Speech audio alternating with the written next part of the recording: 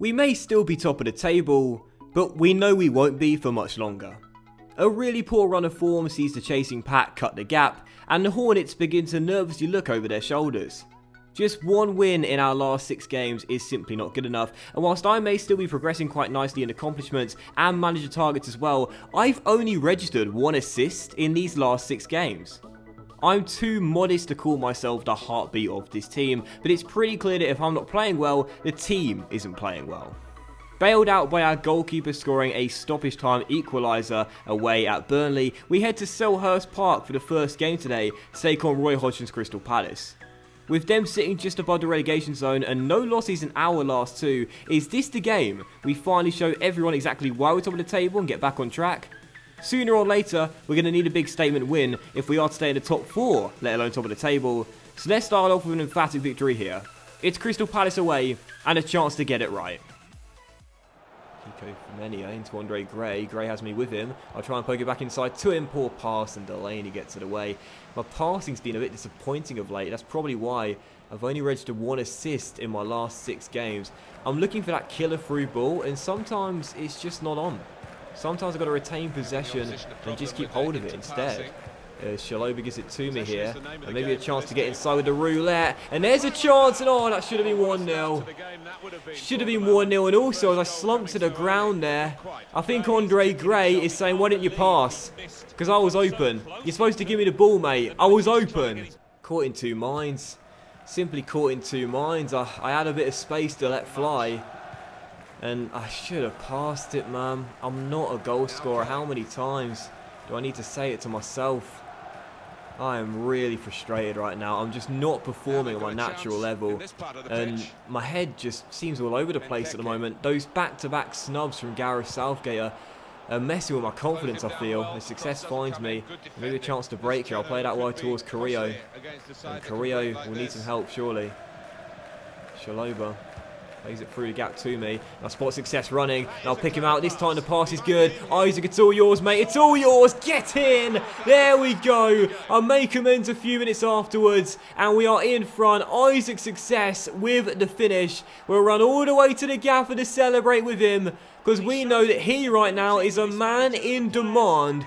Other clubs looking at him, possibly trying to convince him to come and manage their club, but we love him here at Vicarage Road, because right now we are in sync and we are a team. Crystal Palace 0, Watford 1, and a lovely chip through ball over the top to Isaac Success, who keeps his head down and strokes it home. 1-0 Hornets, and an assist for me to make up for that awful error just a moment ago. Don't shoot. That is what Marco Silva should be saying to me before every single game, just as we head into the tunnel. Don't shoot. Don't shoot, mate. You are not a goal scorer. Play like you do in your NBA 2K18 My Career. Just pass the ball. Just run and pass the ball. Don't shoot whatever you do because you're awful. Zaha crosses. Wickham heads it off the post, and Holobaz gets it away. Still 1-0, but Connor Wickham dangerously close to putting Palace back on level terms. The second half begins. We are still leading by 1. Courtesy of that Isaac Success goal. Richarlison, of course, still on the sidelines injured, but Success, to be fair. I sneak dissed him a couple episodes ago, but I really shouldn't have done. He's a very good deputy on that left-hand side, and I like him a lot. His movement is normally very good. He's quick, and he's got a good end product on him as well. And Martin Kelly at the moment is having a really tough evening trying to deal with him as well, as he throws me the ball. And I'll turn my man here and look for a teammate and find Doucouré. And Doucouré finds Carrillo. Andre back to Shaloba. Inside. 2-0 surely. Oh, Carrillo. How'd you miss that one? Crystal Palace looking for a late equalising goal. They've gone route 1 now as they try and get it. Probably not a bad thing to do with Benteke up there. Here's Bakary Saka on the ball, trying to cross. Kiko Femenia blocks the first one, can't deny the second, and Kabasele hoofs it away. Palace haven't threatened us that much in the second half, but before this game is done, you won't put it past them, finding an equaliser, and right on cue they've done just that. Christian Benteke latches onto a drill cross into the centre, and with 10 minutes to go, we have surely thrown away the 2 points.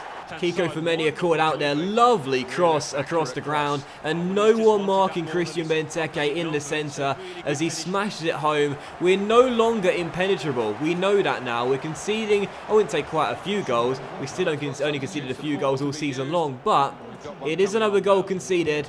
And sadly, once again, we'll probably slip up. Our form at the moment is really patchy. Well, that is going to do it then. Another slip up in this stuttering run of form. It's now only 1 win in our last 7 games. And whilst we might be top, and I'm delighted to get the assist at the moment, we're just not getting the wins. To set up a teammate and pick up another assist is a really good feeling. But what's a better feeling is 3 points in the bag. I'd happily sacrifice my individual stats if it means that Watford can get back on the winning wagon.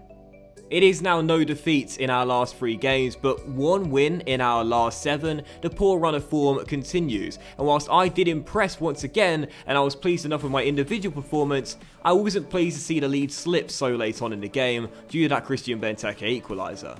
Spurs are breathing down our necks, as are other teams in the division, and we can't stay top of the table for much longer if we can't get the wins. It's as simple as that. And as we get into the second game of today's episode, we now take on another side down the bottom end of the table, Huddersfield Town, a newly promoted team to the Premier League for this season, as David Wagner and his Terriers come and takes on the Vicarage Road. And with just 2 games remaining before the first half of the season is done, we might not get a better chance to show everyone why we were the pace setters in this first half. It's a huge game psychologically, as much as it matters to points for both teams as well, opposite ends of the table. Neither side can afford to lose, both sides desperately need to win, and I think it's going to come down to who wants it more.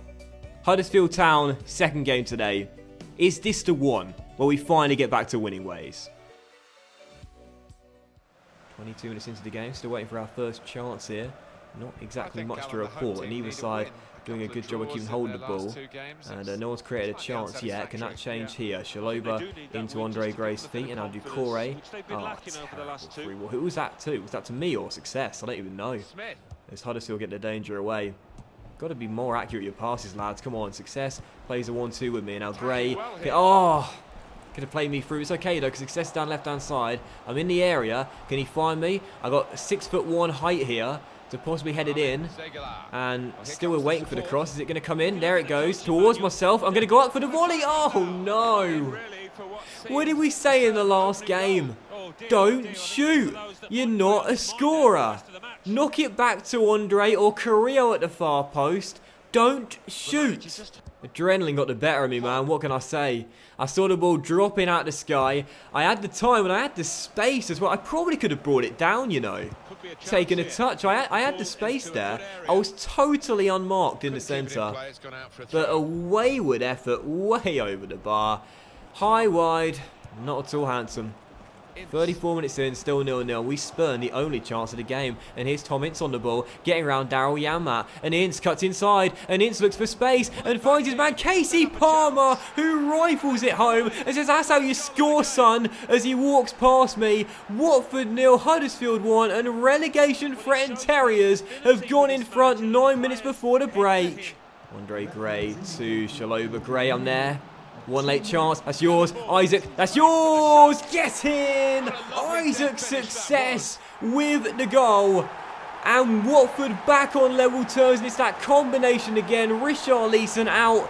So Success is capitalising. A quick through ball to him. And a really good finish. 1-1. And that connection once again.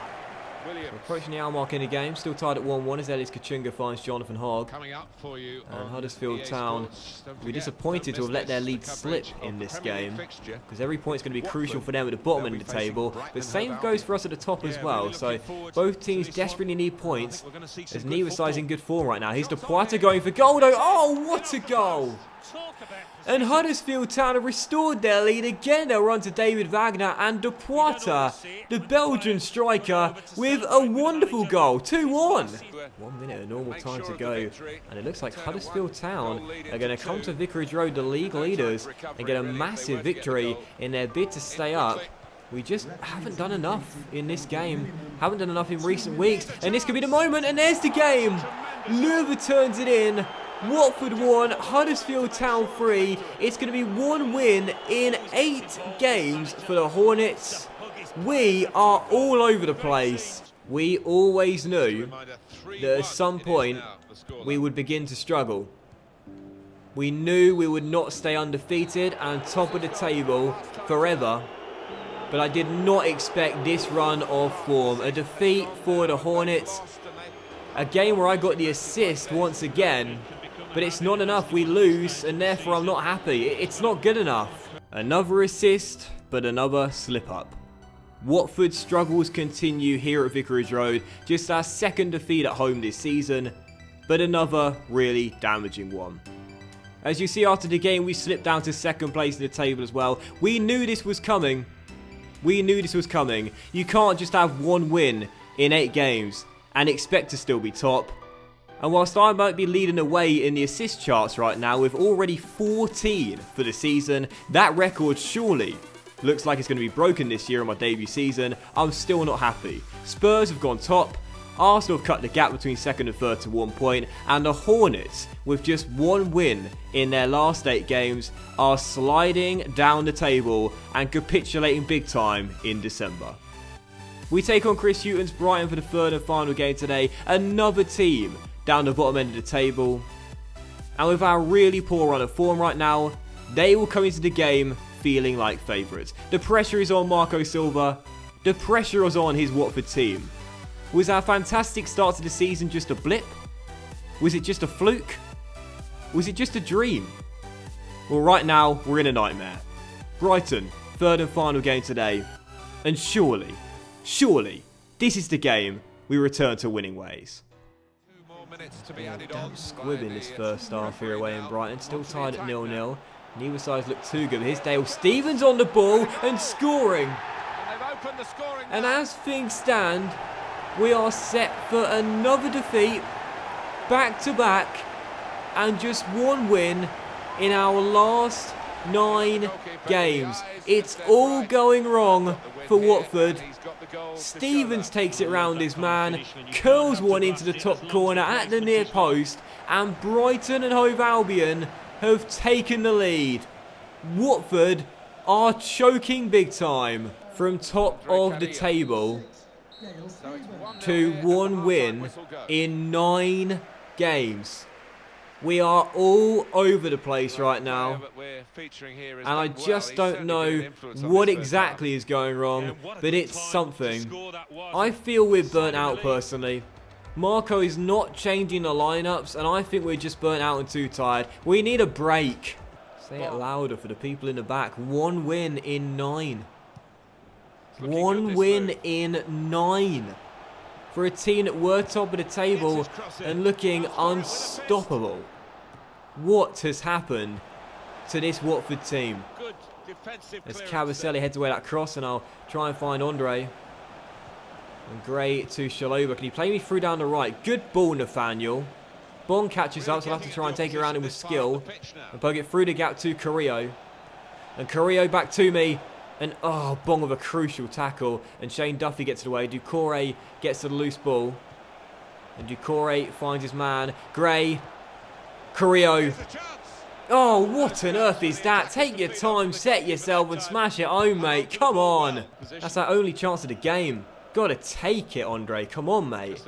Right now, both Andres are out of form. Carrillo on the ball finds me, and I'll release Andre Gray, who's onside there. Perfectly timed. Gray. Oh, what are you doing? What are you doing, Andre? Come on. The frustration at the moment is real. As we are still trailing, and it's 2-0. Dale Stephens heads it home, and Brighton and Hove Albion have doubled their lead, and Watford are set for back-to-back defeats.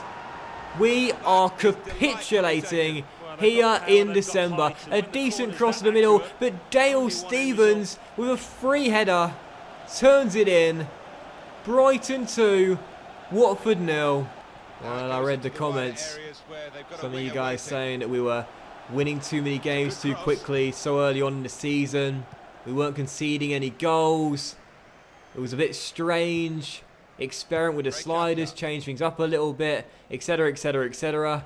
Well, hopefully you're enjoying this a lot more. Brighton 2, Watford 0, and just 1 win in our last 9 games now. Things definitely have changed, guys. As that tackle was made by Craig Cathcart, who launches it long to Carrillo. If we get one back, there's a chance. Gray to me, and I'll poke it through the gap to Success. And I'll try and run in behind there. It's Cabasele. Late chance. Yours. There we go. There we go. Pick the ball up. Pick the ball up. Pick the ball up. No, don't pick the ball up. Can I do it? No, I can't. But Carrillo with the goal. 2-1. There's still a chance, lads. Come on. Oh, no. Not straight from kickoff. Not straight from kickoff. Hamed. It's over. This month of December has been absolutely catastrophic. Another loss. Another damaging defeat. And you have to question now whether we'll still be in the top 4 come January. It's looking unlikely. At the moment, it's looking impossible. Something needs to change, and Marco, I'm looking at you. Stop picking the same lineup for every single game. We're shattered. We're burnt out. It's pretty much been the exact same team for the entire season. We need a rest, mate. We need a rest, Gaffer.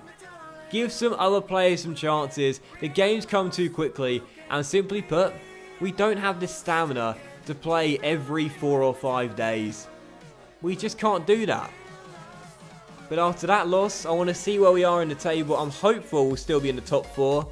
And we are. We're still in 2nd place. But I'm sure it won't be long with just 2 games remaining in December before we do drop out of it.